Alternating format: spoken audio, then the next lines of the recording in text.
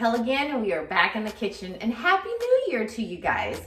I hope you had a wonderful Christmas season and a wonderful and good start to your new year. I'm so happy to be back here in the kitchen. We had quite a busy holiday season, a lot of family gatherings, a lot of friend gatherings, and it was just a great time just to be around friends and family. So I'm excited to be back in the kitchen doing what I do here. And I'm excited to reconnect with you all, and I pray that you guys had a wonderful holiday. So today we are working on a green chili chicken crock pot meal. It took me a while to get that straight. And if you can say green chili chicken crock pot meal 3 times fast, I'll give you $1. Leave me a comment below with your video.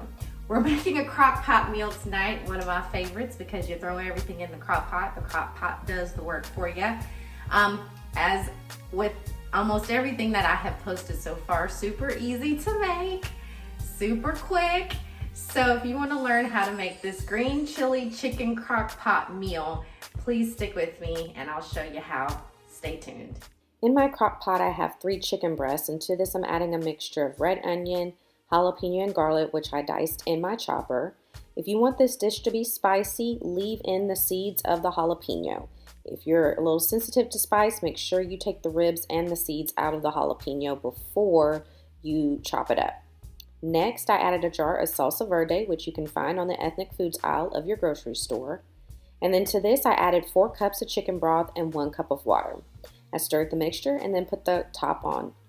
Now, I did cook this on low for 4 to 6 hours, and just before serving, probably about 30 minutes or so before I was ready to serve, I did add to this mixture a can of pinto beans, which I rinsed and drained. But that is optional and is totally up to you if you want to add the beans or not. And that's it. Well, that is our green chili chicken crock pot meal. And you can serve this with tortilla chips, which is what we had with it when we ate it. Or you can add some other little toppings to it. Some sour cream, some sliced avocado would be great. And just kind of enjoy it as you would. I like to sprinkle a little bit of fresh lime juice on top at the end, just before I eat.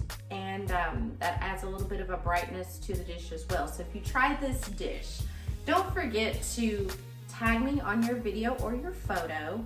And if you want to continue to see more videos like this from me in the new year, make sure that you like and subscribe. And as always, thank you for watching, and you guys take care. Bye-bye.